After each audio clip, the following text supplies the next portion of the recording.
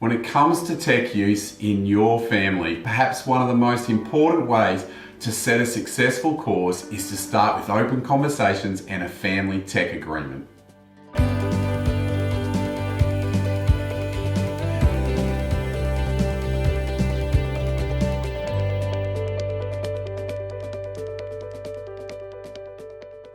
Establishing family media values is extremely important as children navigate the world of screens and the internet.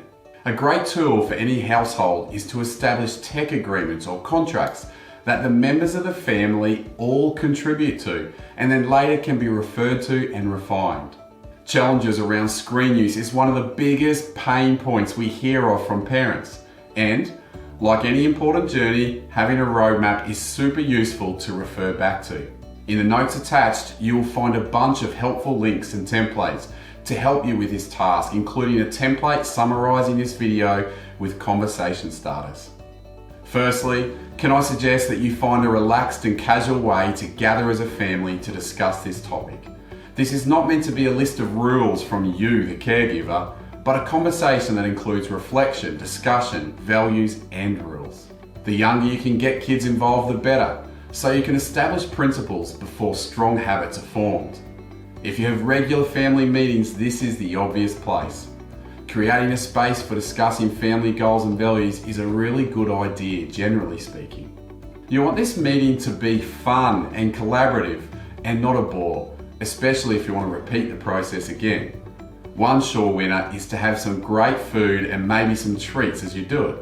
I know in my family, many a difficult conversation has been made easier by a bowl of ice cream. For discussing your family tech agreement, you might find these categories useful. Firstly, discuss the devices people may use and the things they are used for. This is an obvious starting point. You might name phones, tablets, computer gaming consoles, or screens that you watch movies on, and then talk about the kind of activities you might use them for. Playing games, communicating, relaxing, doing homework, or learning things. This can be important so that we name and claim the many fun, necessary, and varied ways that screens can contribute to our digital diet. Secondly, have a chat about benefits, harms, and challenges that can come from screen use. Some open questions can be helpful. Ask kids if they have ever felt rejected or hurt because others in the family are on devices. You might be surprised by their responses. Ask in what ways could we encounter dangers online, or perhaps how tech use could benefit or harm how we feel. Thirdly, discuss the time-related guidelines that your family would like to set. Having time limits on certain devices, games, and apps is always a good idea. Having times of day, or perhaps even certain days where some devices are off limits, can be challenging, but it's a great principle to establish. Having a time and place where the devices actually get put to bed is one creative idea some families use. For older teens or adults, setting time limits may be difficult. In fact, it will be difficult, but it can be a conversation that opens the door for reflection on the negatives of an overly plugged-in existence. The more we can foster an appreciation of self-regulation and self-control, as well as an appreciation for the in-flesh relationships in our life, then the better everyone's well-being will be. Fourthly, I definitely recommend that all households set apart certain places that are tech-free spaces. You might discuss rooms or areas that you just want to be people-only places. Using devices in common areas is a great way to ensure parental engagement and accountability. Can I suggest strongly that you consider the dinner table and the bedrooms as places of sanctuary and rest, rather than places to numb out on phones. I strongly recommend as a basic rule that devices are not charged overnight in rooms, for a whole gamut of reasons which I'll cover in other topics, but one obvious one is that phones in rooms impact a person's ability to get good sleep, and sleep is crucial for overall wellness, especially with young ones and teens. And can I challenge parents on this topic as well? If you think you need your phone for alarms and notifications in your bedroom, can I suggest you invest in an old-fashioned alarm clock? Finally, and maybe even for a separate conversation, it is nice to speak about principles. You might discuss topics like being respectful when online, the kind of values or scenes in movies that you will and won't accept. You can talk about being responsible, thinking critically, and trusting your gut when things don't feel right in the online space. You might like to discuss how coming to you with issues encountered online will be met with a safe, hopefully, and caring response. You might like to make a principle about balancing online time with outdoor time.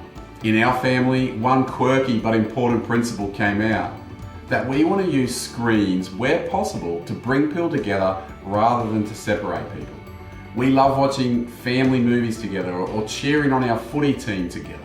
As you discuss these things as a family, can I encourage you to write them down in a visible and creative way?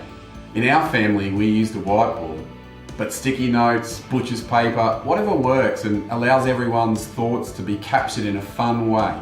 Let the kids do the writing. Our kids had a ball. Can I suggest a few ways to wrap up the process? You could use one of the templates supplied and put it on the fridge or stick a laminated copy on the wall in a common screen area. Also, you might consider composing a family media values statement. A few lines that state what you stand for and can be a cool thing to refer back to. An example might be, in our family, we prioritise people over screens. We try to watch things that show respect and we use social media in a way that is respectful. We try to share with each other exciting things we have learnt or seen online. We go to mum and dad with any struggles we are having or anything that we've encountered that makes us feel uncomfortable. Another option is to make a contract that each person signs. This can be a simple, straightforward way to agree on what we will or won't do, and perhaps even set the consequences that flow on from misuse. Whilst it may not be as much fun, it is a proven way to improve engagement and to bring about behaviour change. So finally, let me encourage you. Please, please, please don't be overwhelmed. Doing absolutely anything and having any conversation with your family is better than nothing. You don't have to nail it in one attempt. Don't make it long and boring. Just have a go. Check out the resources referenced in the notes, and until next time, in your parenting, walk with them, talk with them, and most of all, don't ever give up.